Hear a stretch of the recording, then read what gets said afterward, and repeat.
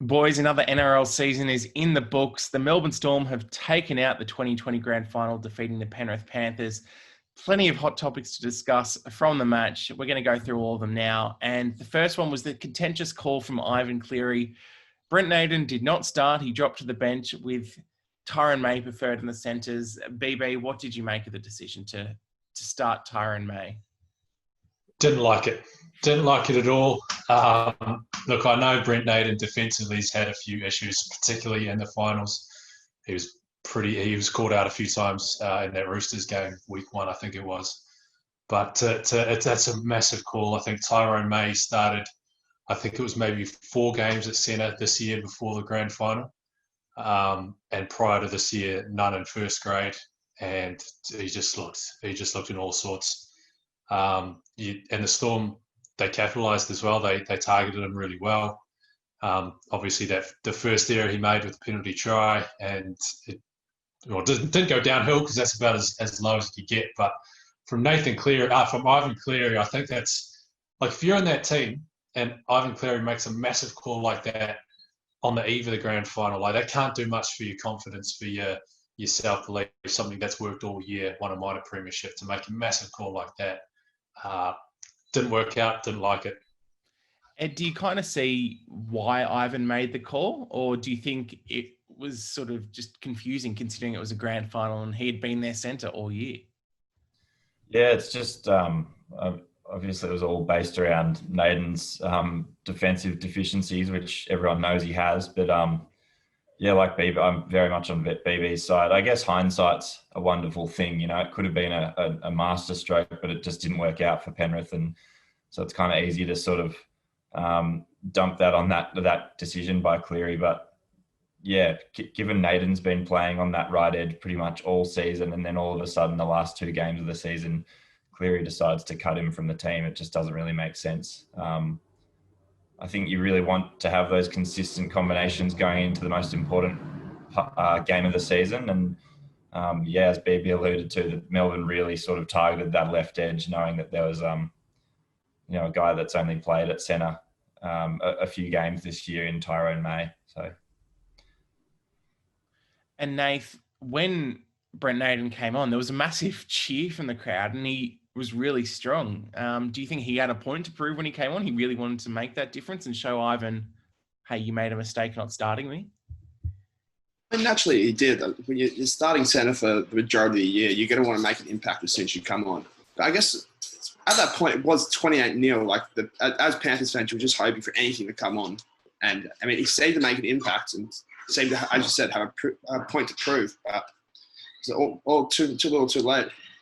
It is, as Ed alludes, it is hindsight. I mean, Tyrone May, we can't deny he was great last week, so he kind of justified the shot call from Cleary for that South game, but it's just one of those ones that ultimately backfired. Well, boys, another massive talking point out of the game wasn't necessarily the game itself, but in the commentary on Channel 9, plenty of people on Twitter believed Phil Gould was incredibly biased towards the Penrith Panthers. He was saying things like the Panthers were on top despite the Storm winning 22-0. We had lots of stars, including like Josh Dugan, calling him out on Twitter for saying this is just bias. But guys, did he have a point? Do you think the scoreboard flattered the Melbourne Storm at halftime? Ed, I'll start with you. Yeah, I could see where Gus is coming from with those comments. I think it was just the wording. I think the use of on top was a bit bold, but I could definitely see where he was coming from. It didn't feel like Penrith were playing like a team that was 16-0 down. They definitely had a lot of possession, a lot of them attacking momentum, and were defending pretty well as well. There was just so many decisions and 50-50 balls and things that just didn't go their way. And Melbourne capitalised on that. And that's why they were 16-0 up. But I don't necessarily think Melbourne were playing that much better than Penrith at the time. So I sort of did actually see where Gus was coming from. But yeah, his wording was just way off. And I think the fact that everyone knows he's a former employee of Penrith, kind of highlights those comments even more. But yeah, I actually think it's a little bit of an overreaction from the fans, to be honest. BB, were Penrith on top? No, God no. Like they weren't awful, but it's a grand final, and they had so many chances. And if you don't take those chances in a grand final, the Storm are going to, and that's all it takes. You can't sit here watching the NRL Grand Final against one of the greatest hookers, one of the greatest coaches that we've ever seen, and some of the best young talent coming through and say, "Oh, hey, I think Penrith were on top after conceding 4 tries." Absolutely not. Look, I don't think Gus was. I don't think it was like a bias thing. I don't think he was. I honestly don't think. I just think he just had a bad call. He's kind of seeing what he wants to. There are a couple of refereeing decisions as well that were huge calls in the context of the game, but they were the right calls in my opinion, and in most people's opinion as well. I just don't. You can't say a side's losing 22-0 at halftime and say, "Hey, actually, I think they're doing pretty well." You can't make those mistakes as the Panthers on defence or attack. Storm with a better team. Nath, Penrith had plenty of sort of good territory and possession in the Storm's defensive 20, but just couldn't capitalise in that first half. And as the other two have alluded to, you could see what Gus was talking about, that they created plenty of opportunities and just didn't execute. But what do you think went wrong for them in that first half? I think you hit the nail on the hammer there. I think it's just that's the Storm defense just read them perfectly, just sniffed out any chances. And I mean, for a first half, we 22-0 down. The Panthers had more territory, more tackles inside the 20, more offloads, one less line break. So like they showed like they had opportunities. It's just the Storm counterattack is so deadly and so precise with their actions. I think we saw that especially when Vunivalu just snatched it out of nowhere and ran 95 meters. That as soon as you make one mistake, they can just capitalize on it. And they turn the shift of the game, despite, let's face it, having to defend their line for a lot of that first half. BB, Nathan Cleary, Jerome Luai, Api Coruscant, they've been 3 of the most talked about these players this year and have been in incredible form. But for the sort of 60, 65 minutes of that grand final, they just didn't show up. What did you make of their performance before it sort of got to 12 men and then 11 men at the end? Yeah, it kind of seemed for all 3 of those guys that I don't know whether this is something in their game, but if they don't have the roll forward, if they don't have the momentum, they don't have the impact on the game. Once turned after that 60th minute when they got that first try, and you sort of thought, oh, maybe the shackles are off in a way. Maybe like they have nothing left to lose, so they went back to what they knew, which is just playing what they see and running and throwing the ball and stuff. That's when it started to click for them. Maybe I don't want to say that they got sort of deer in the headlights situation. I think a lot of that Penrith side were guilty of trying to do too much rather than getting stunned by the occasion. I think they were just trying to do too much. Kikau was another one. He was putting so much effort into it, but more often than not, he'd spill the ball or he'd give away a penalty. Ed, when you look at the side, it was Jerome Luai's first sort of full year in first grade. There were so many other players there who had been in and out of the Penrith team, but 2020 was the year that they've got their first taste. Can you understand why maybe Melbourne were able to shut them down in that case? Because it was just their first experience of such a big match. Yeah, I mean, when it boils down to it, Melbourne had 11 players that have played in a grand final.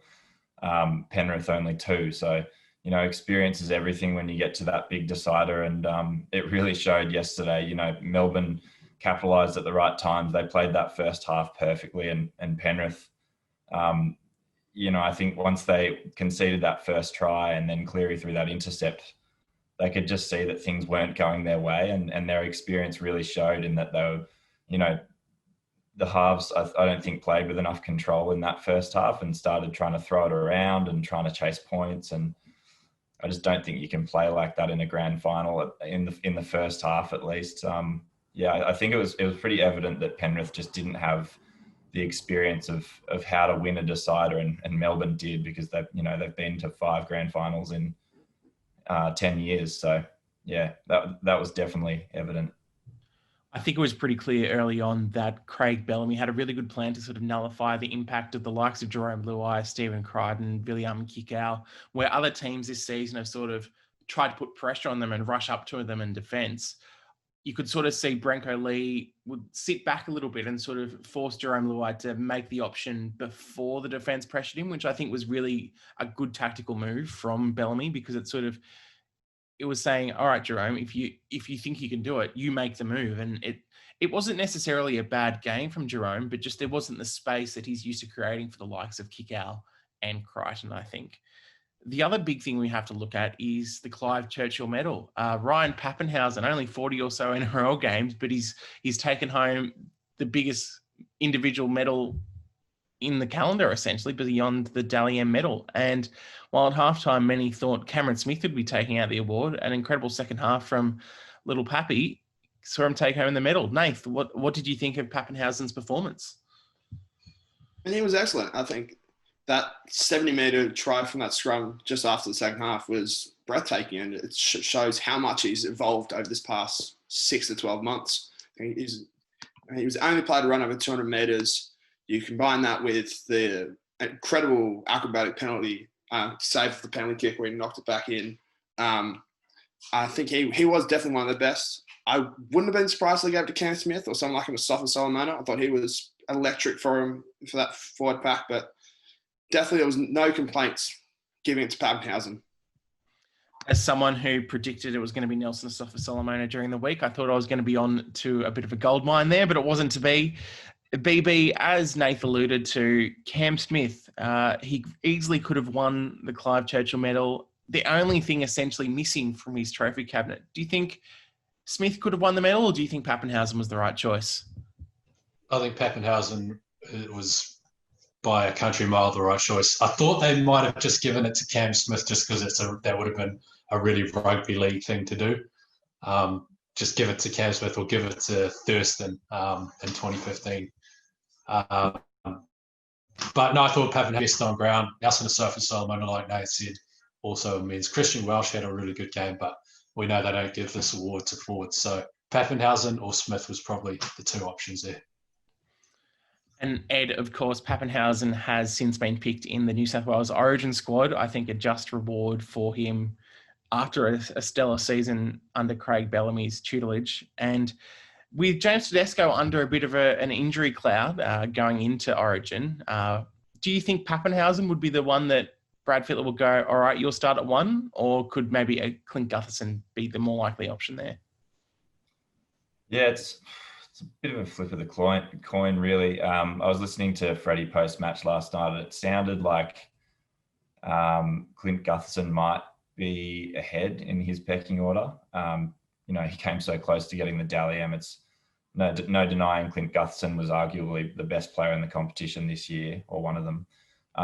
So I think he would definitely deserve his a shot at the fullback jersey, but I think Papenhuyzen will be on the bench nonetheless. I still think Tedesco will be fit and ready to go for that first game. But I can see Papenhuyzen, Gutherson and Tedesco all playing a part in that first team. It's a pretty formidable team when you look at it, if all those three are on the paddock. Now, if you look at social media this morning, if you look at any of the comment sections or on Twitter, you'll see Penrith fans bemoaning the refereeing.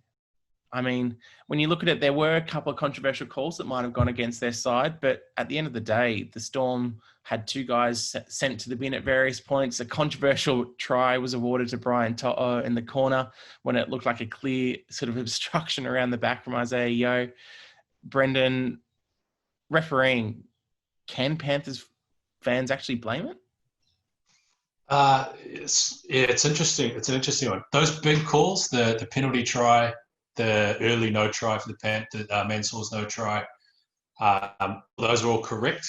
The Panthers were awarded a try that should have been awarded in the second half, and then I thought Jerome Hughes particularly was very unlucky to get sin bin in the second half. But if you take all those big plays out, like the really ones that'll make the highlight reel, I actually thought the Panthers were on the wrong side of a lot just in the game. There were a couple of like knock-on calls. Kickow got one at least. A couple of missed high tackles, I thought, as well, that the Panthers could have got. So I actually think the Storm was getting the rub of the green in terms of those little plays, which add up to a lot, but not in terms of those. In terms of those big ones that everyone remembers, I think most of those were spot on. So yes and no. Ed, obviously penalties and 6 again calls, they do a lot to influence the momentum of a game, but you can only do what you can when you've got the ball in your hands. And Penrith made plenty of errors on the night, plenty of missed tackles. So are they looking for excuses, the Penrith fans trying to blame the referees?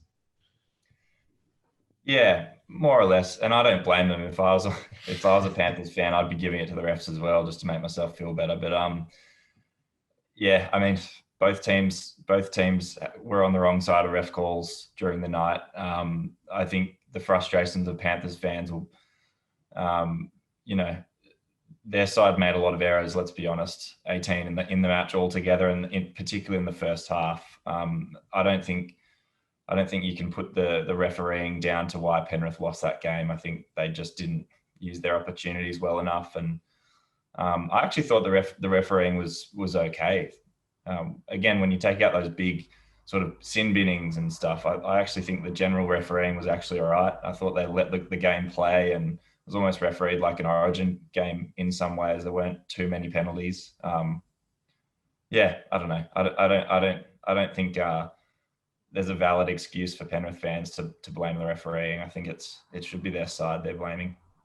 I like that. A good mentality of just let the boys play. Nath, obviously, this time last year after the grand final, one refereeing decision was about all we talked about for a whole week, essentially, with the 6 again call against Jack Whiten. But is it nice this year that even though Panthers fans might be having to go at the referee, that really refereeing might not be as big a talking point? Or do you think some of those decisions will leave us scratching our heads for a while? I think it was not as big as last year. I mean, there was a couple of decisions where you could kind of question what was going on there. You could argue that Panthers didn't get the rubber green. I would argue that was just the bounce of the ball in general. I think that was pretty evident from the Cam Smith try as well. It just particularly that first half, it just wasn't their day. But I think it went both sides. I think it's nice not to be talking about it. It was interesting that the whole footage and audio has emerged from Cam Smith talking about him saying that the referees let Penrith back into the game, which I don't think is true. I mean, sure, the Jerome Hughes was controversial, but you can see why it was given. And then Brandon Smith afterwards, the last 10 seconds, that was pretty blatant. Like, you can't really argue with that. But I think it was a deserved victory from Melbourne. It's nothing you can put on the refs or the bunker. They were just too dominant. And when you're a Panthers fan, you've gone through 17-game winning streak, you try and look for different ways to justify why you lost. And just the simple fact, Melbourne were better on the day. I also enjoyed when Brandon Smith took his time walking off the ground. Josh Mansell gave him a good little push to sort of help him out, just get over the sideline that little bit quicker. Sent him flying as well. It was great to see.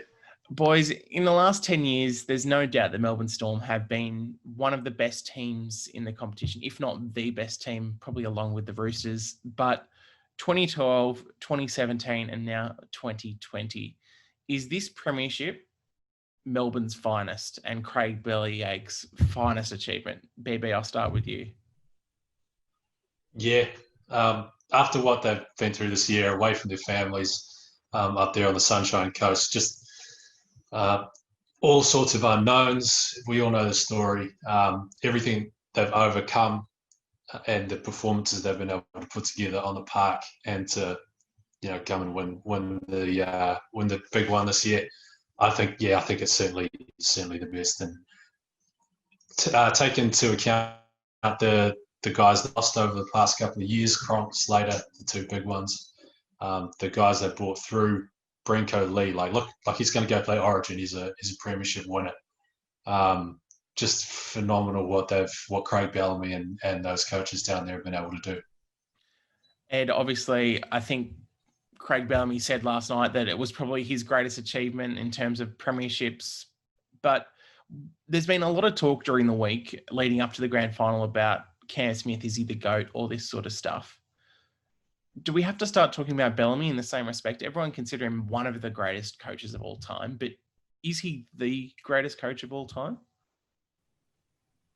I find the all-time debate kind of a hard one to play a part in, just because there is a little bit of recency bias going on. You can only really comment on the players and coaches that you've actually witnessed with your own eyes. But there's without a doubt, I mean, the numbers speak for themselves.